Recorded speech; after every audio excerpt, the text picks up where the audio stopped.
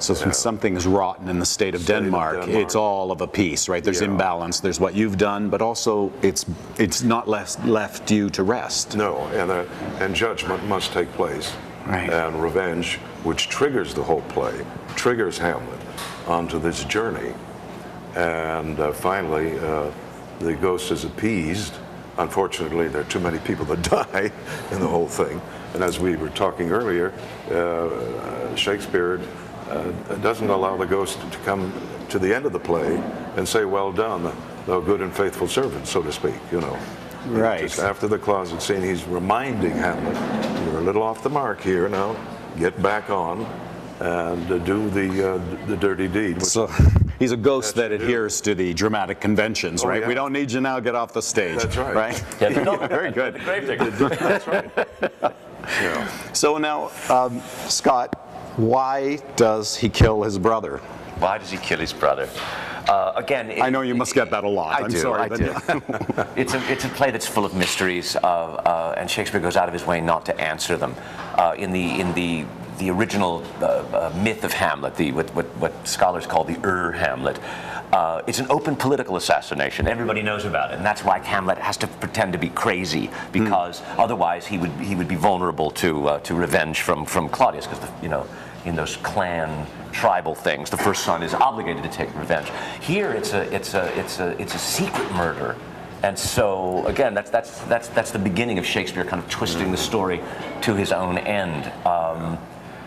I suspect that, for my imagination, for what it's worth, to play Claudius, I feel that Hamlet was a king for a time that has already passed. He was a medieval king, and we're moving now into a Renaissance. He was a king that not unlike certain leaders of the world today, would prefer to settle disputes with violence and with war rather than with diplomacy. And Claudius seems to recognize that the new world order needs diplomacy rather than action all the time.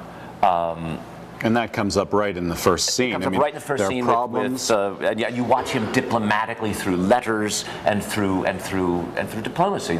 Quite modern diplomacy. Take care of an invasion that perhaps there's the feeling that perhaps the old king would have gone out with the boys in the armor and met him and had a big war over it. And the marrying the wife of your brother is perhaps another way of you finding a diplomatic solution to consolidating power. Yes, it's interesting, because the king was a metaphor for the state. So when Claudius is speaking to the court and by extension to our audience in the very first scene, he says that the state, because of the death of his brother, is in a state of being pulled in two directions. It needs to move forward, but of course it has to mourn. It's trying to get on with life, but of course it's got one foot in death. And he describes that state both in Denmark, but also in himself. And he calls Gertrude the imperial jointress to this warlike state, both the state of Denmark and his own emotional state, that she has healed him, has put him back together, and that's an indication of how the country can move on. I do think he's desperately in love with her, and I do think it's the smartest political alliance he could have possibly made, or the second. Because I think the alliance with Polonius is very, very important. Well, and Polonius also is a man of the same sort of temper, in the sense that he says, let by indirections find directions out. Yes. Now, but this is totally opposite. I mean, you've said, this is a new kind of politician. He wouldn't go out and just, fight the battle the way that old Hamlet would. Do you get the sense that old Hamlet, because I think that Scott's onto something, you get the sense that old Hamlet was a man of principle, a man who was directness? And a very moral man, right. I believe, as well. And he's from the old school, But Claudius, I feel, is because of a new regime, can finesse his ambition, and there's something about murder and murdering the old Hamlet in order to get this environment changed in the right sense. And to administer properly. And yet the ghost comes back and he says, you know, Hamlet, leave your mother alone, basically. Let her alone. She's not the cause. So although he's angry, he still adheres to kind of his moral principles, which can be seen to be arbitrary, but it's the way he conducts himself. And the fact that Hamlet, like his father, he doesn't want to kill you when you're praying. It seems like Hamlet is trying to behave like his dad. Yeah, very much so. As opposed to just poisoning a sip sword and, you know. Yeah. But I have to remind him to get on with it. Now, you know, don't be faster than your dad, Hamlet. You find out throughout the play that he's constantly procrastinating the issue. Right. You know, he never really gets into doing it in its immediacy. You know, it just goes on and on and on and on. I mean, you say it's about me, but he knows instinctively that it's about her. He won't let go of Gertrude, of the mother, of women, of that aspect. Right. And you keep saying, leave her to heaven. That's not the point. Absolutely. You know, the point is political, and it's Claudius, and it's murder, and that's what you as the prince have to deal with. That is the issue. But it's so icky that he's with my mother. Right. It's incest. It's sin, and you're like, yeah, but that's another issue. That's another issue. That's another story. That's another play. You know. But you do say that thing about not luxury and incest. I mean, so you're a little bit angry at her. Oh, do you think? Absolutely. I mean, absolutely. I mean. And you also know how to push Hamlet's buttons. Oh, certainly. That scene. Oh, certainly. I mean, it's a very interesting But father-son relationship. Yes. You know. But I mean, there's also the question: were they carrying on prior to my death? What a good question that is. I wish I thought. Scott, were you carrying on prior? Well, you know, you don't fall in love with somebody in 2 months. Nay, not so much. Not 2. I mean, you can fall in love at first sight, as most musicals will tell us. But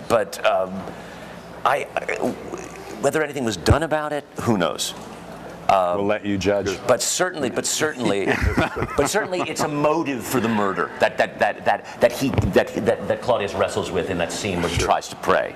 Yeah. That he did kill his brother in order to get his brother's wife. And he can't kind of get over that. He can't get beyond that. No. And that's I mean, it's not heroic, but it is. But there is a kind of honesty in Claudius. He's not a hypocrite. He won't skirt around that issue. He won't say, I had nothing to do with Gertrude. It was for the good of the country. I did what I did for the good of the people. Yeah. You know, this play has a greater presence of religion and the spiritual than most of the plays that he's written, although there's religion in each and every one of them. The idea that the ghost is here for some time to burn off the sins, this idea of purgatory, a very Catholic idea, within a very, you know, nominally Protestant country to have. Yeah. And then the idea that you're praying.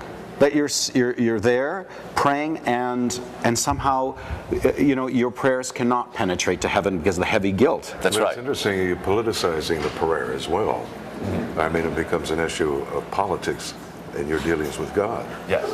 You know, it's more not from the heart, but more from the head, and consequently, you can't repent in that state. Yeah. But it's also interesting. It's a Protestant prayer. He doesn't go to a priest. Right. Yes, you can confess yourself. It's just him and God, and he says, "I can't do it." You know, and so and again, you get into Shakespeare's past, of course, because the recent past in England was Catholic. Yeah.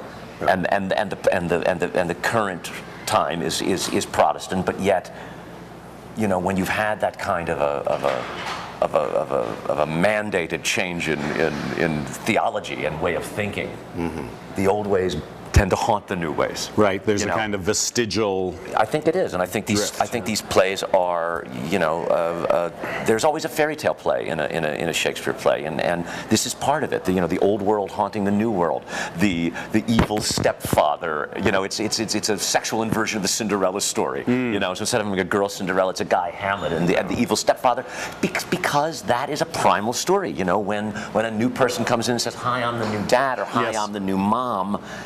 That's an issue that is primal, that everybody has to deal with, and it's always attracted playwrights because it's a way to, you know, to hook that story into something like Once Upon a Time There Was a King with 3 daughters. You know, and you feel that in those plays, those great kind of fairy tale hooks.